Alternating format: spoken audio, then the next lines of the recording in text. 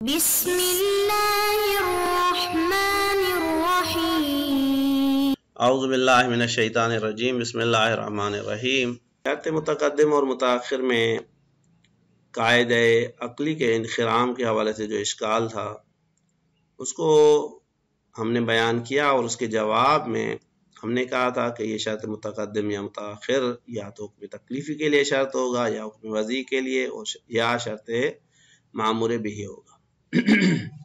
اس میں سے پہلے مرحلے کو ہم نے طے کر لیا کہ اگر یہ شرط تکلیفی کے لیے حکم تکلیفی کے لیے شرط ہو تو اس کا جواب کیا ہوگا ہم نے ذکر کیا۔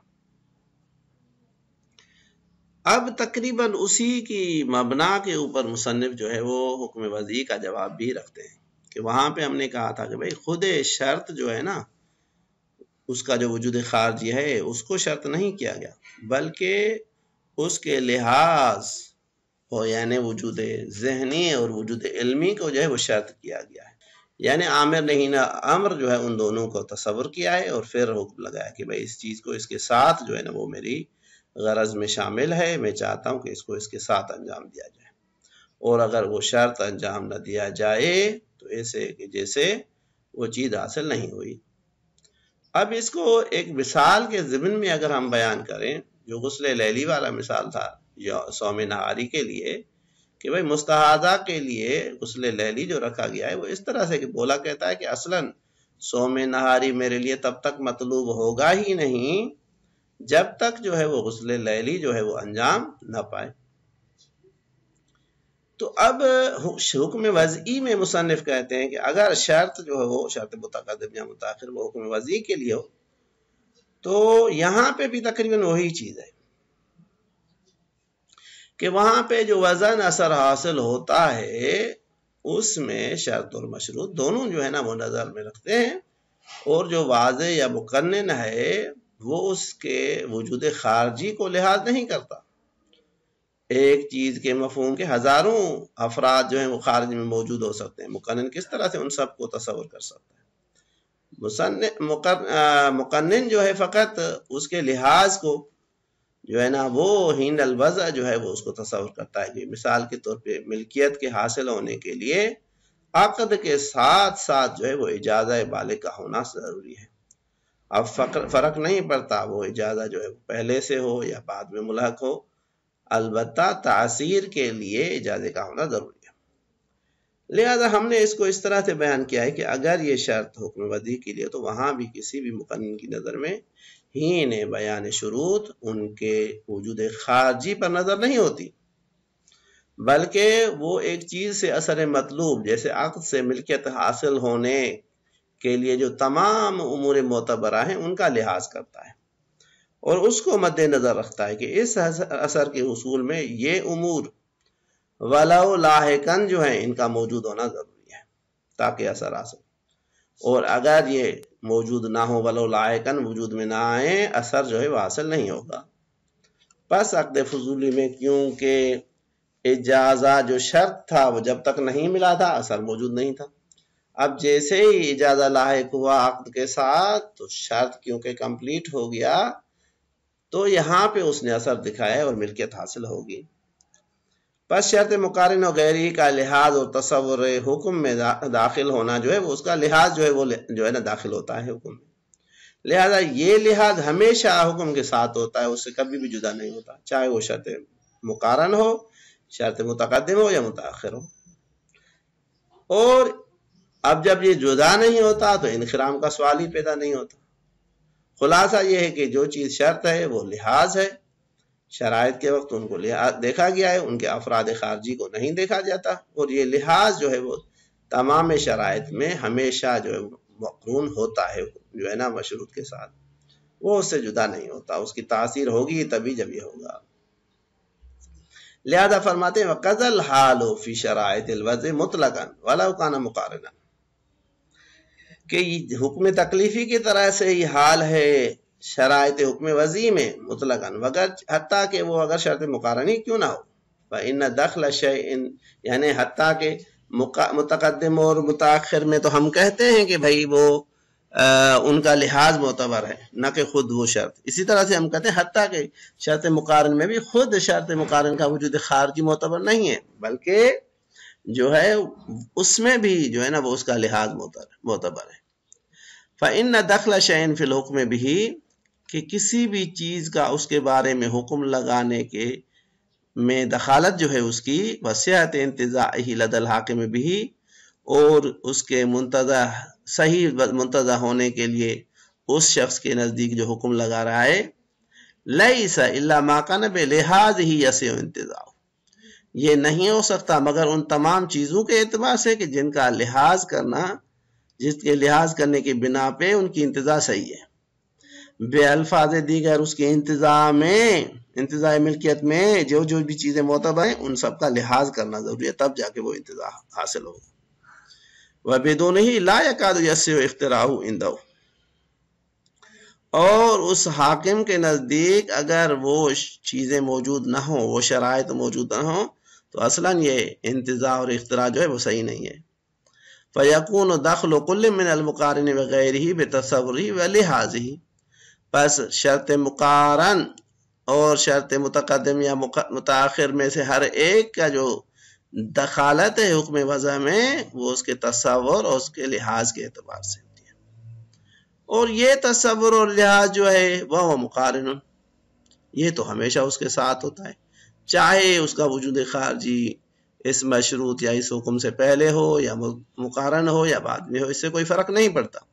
اصل یہ کہ اس کا تصور اور لحاظ جو ہے وہ مقارن ہونا چاہیے، وہ مقارن ہے. فَأَيْنَ انخرام القاعدۃ العقلیہ فی غیر المقارن، بس یہاں پہ قاعدہ عقلیہ کا انخرام کہاں سے لازم آتا ہے شرط غیر مقارن میں؟ اور اگر آپ کہیں گے بھائی شرط غیر مقارن میں انخرام لازم آتا ہے اس لحاظ کی وجہ سے، تو خود شرط مقارن میں بھی آنا چاہیے، جبکہ ایسی بات نہیں ہے. فَتَأَمَّلْ تَعْرِفْ، لہذا آپ دقت کریں اور اس کے جواب کو پہچانیں. پس کلی طور پہ ہم نے انخرام قاعدہ عقلیہ کے اشکال کو جب وہ حکم میں دخالت رکھے، چاہے وہ حکم وضعی ہو یا حکم تکلیفی ہو، اس کا جواب دے دیا کہ بھائی ان کا وجود خارجی معتبر نہیں ہے، بلکہ ان کا لحاظ اور تصور معتبر ہے، وہ تو ہمیشہ ساتھ ہوتا ہے. وَأَمَّا الثَّانِي، دوسری صورت کہ بھائی یہ شرط متقدم یا شرط متاخر جو ہوں، فَقَوْنُ الشَّيْءِ شَرْطًا لِلْمَأْمُورِ بِهِ، یہ ایک چیز جو ہے وہ شرط و حکم کے لیے نہیں، مامور بھی کے لیے، متعلق تکلیف کے لیے. اب یہ جو ہے یہاں پہ کس طرح سے قابل حل ہے، اس کو مصنف بیان کرتے ہیں کہ بھائی تو کہتے ہیں مامور بھی کی جو شرطیں ہیں دو طرح سے قابل تصور ہیں، یا بے الفاظ دیگر مامور بھی کی شرطیں دو ہو سکتی ہیں، دو نوعیت کی ہو سکتی ہیں. ایک وہ شروط ہیں جو مامور بھی کے وجود کے لیے شرط ہیں، جو بھی اس کے وجود کے لیے شرطیں ہیں اس طرح سے کہ اگر وہ نہ ہو تو اصلاً مامور بھی وجود میں نہیں آئے گا. جس طرح سے احتراق جو ہے اس کے لیے محاذات نار جو ہے وہ شرط ہے کہ بھائی آگ ہو بھی صحیح اور اس لکڑی کے کیا کہتے ہیں احتراق کے لیے اس کے برابر ہونا اس کا ضروری ہے. تو اگر ایسا شرط ہو جو وجود مامور بھی کے لیے شرط ہے تو یہاں پہ مقارنت ضروری ہے. یہاں پہ مقارنت جو ہے وہ حتیٰ فی الخارج ہم جو ہے نہ ضروری ہے، وگرنہ معلول جو ہے وہ حاصل نہیں ہوگا، مشروط جو ہے وہ حاصل نہیں ہوگا. ایک مرتبہ کہتے ہیں شرط جو ہے وہ شرط وجود نہیں ہے بلکہ شرط محقق اضافہ ہے، یعنی یہ مامور بھی کو وجود میں نہیں لاتا بلکہ مامور بھی یا کہ اس وجود خارجی میں ایک عنوان اور ایک نسبت کے اضافے کا سبب بنتا ہے. اور یہ اضافت یا یہ نسبت جو ہے یہ سبب بنتی ہے کہ وہ مامور بھی جو ہے وہ حسن ہو جائے، اس میں حسن پیدا ہو جائے، وہ مصلحت دار ہو جائے، اور اسی کی وجہ سے مولا جو ہے اس کو اپنا مامور بھی جو ہے نا وہ قرار دیتا ہے. بس اس بنیاد پہ ہم کہہ سکتے ہیں کہ بھائی مامور بھی کا وجود تو پہلے محقق ہے اس دوسری نوعیت میں، شرط فقط اس مامور بھی اور شرط کے درمیان نسبت اور اضافے کو محقق کرتی ہے کہ بھائی یہ شرط یہاں پہ ہو جاتا ہے مضاف الیہ اور اس مامور بھی یہ ہو جائے گا مضاف، ان دونوں کے درمیان میں یہ شرط اس اضافت اور نسبت کا سبب بنتی ہے، اور اس اضافت کی وجہ سے مامور بھی میں ایک عنوان کا اضافہ ہوتا ہے، اور وہ عنوان اس کی مصلحت یا حسن میں اضافے کا سبب بنتا ہے، یا حسن دار ہونے کا سبب بنتا ہے، مصلحت دار ہونے کا سبب بنتا ہے۔ اب اگر یہ شرط ہو اس اضافت کے لیے، یعنی محقق کے اضافے کے لیے شرط ہو، وجود کے لیے نہ ہو، تو یہاں پہ جو مقارنت ہے وہ فقط نسبت اور اس چیز کی ضروری ہے، لہذا کہتے ہیں، اور یہ نسبت اور اضافت ہمیشہ مامور بھی کے ساتھ ہوتی ہے۔ وَلَوْ مُضَافٌ إِلَيْهِ، وہ جو چیز ہے جس کی نسبت دی گئی وہ اس سے پہلے ہو یا بعد میں ہو، اس سے کوئی فرق نہیں پڑتا۔ لہذا مصنف فرماتے ہیں کہ عام ثانی، دوسرا مورد جو ہے، یعنی جب یہ مامور بھی میں دخالت رکھتی ہو، فَقَوْنِ الشَّيْءِ شَرْطًا لِلْمَامُورِ بِهِ، کہ ایک چیز جو ہے وہ مامور بھی کے لیے اگر شرط بن رہی ہے، لَيْسَ إِلَّا مَا يَحْصُلُ لِذَاتِ الْمَامُورِ بِهِ بِالْإِضَافَةِ إِلَيْهِ وَجْهٌ وَعُنْوَانٌ، وہ شرط نہیں ہے مگر اس اعتبار سے کہ بھائی کہ اس شرط کی بنا پر مامور بھی کے ذات کے لیے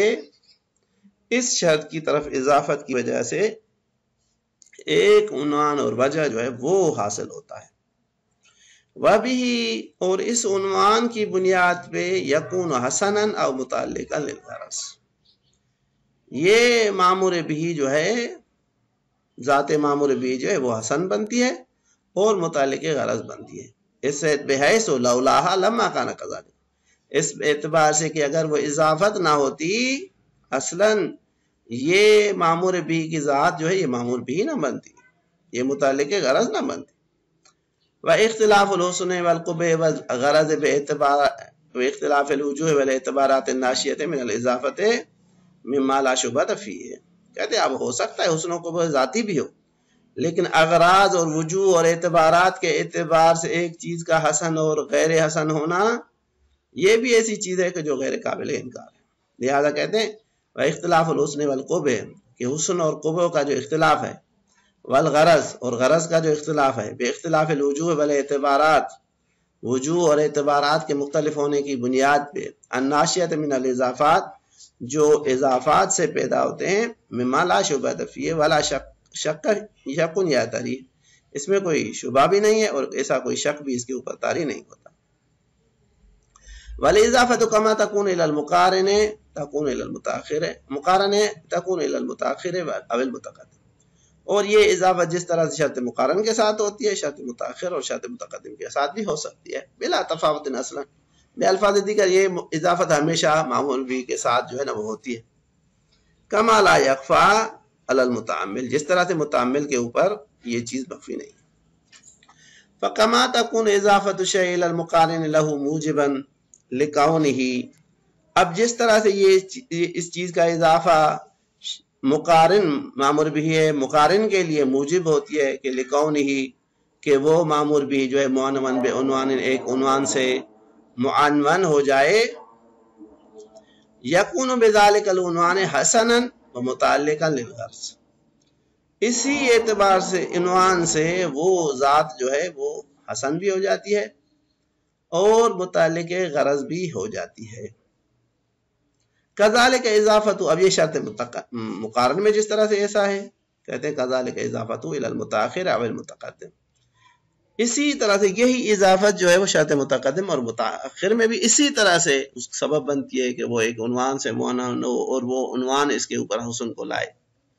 بداۃ ان الاضافت الی آدم ربما توجب ذلک ايضا، یہ چیز واضح ہے کہ یہ اضافت ان دونوں میں سے کسی ایک کی طرف وہ بھی اسی چیز کا سبب بندی ہے، یعنی عنوان کے آنے اور حسن اور متعلق غرض بننے کے اعتبار سے۔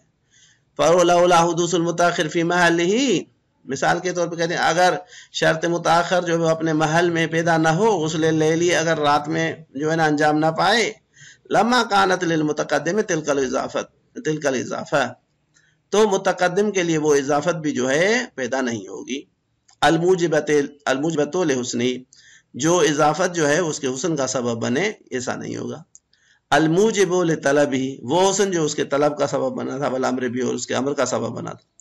بس خلاصہ یہ اگر اضافت نہ ہو تو حسن پیدا نہیں ہوگا، حسن نہیں ہوگا تو طلب نہیں ہوگی، طلب نہیں ہوگی تو امر بھی نہیں ہوگا۔ کما هو الحال فی المقارن ایضا، شرط مقارن میں بھی اسی طرح سے. لذالک اطلق علیہ شرط مثلہ، اسی وجہ سے شرط متقدم اور جو ہے نا شرط متاخر کو اسی طرح سے شرط کہا گیا ہے جس طرح سے شرط مقارن کو جو ہے نا شرط کہا گیا ہے. بلا انخرام للقاعدۃ اصلا یہاں پہ کوئی انخرام قاعدہ عقلی ہوتا ہی نہیں ہے. خلاصہ یہ ہے کہ اگر وہ ان کی وجود ذات خارجیہ کو دیکھا جاتا اور ان کو شرط کیا جاتا تو پھر آپ کا اشکال لازم تھا. یہاں پہ اصلاً وجود خارجیہ کا لحاظ نہیں کیا، وہ اصلاً شرط نہیں ہے، وہ طرف شرط ہے. لہذا کہتے ہیں لأن المتقدم او المتاخر کالمقارن لیس الا طرف الاضافۃ الموجبۃ للخصوصیت الموجبۃ للحسن.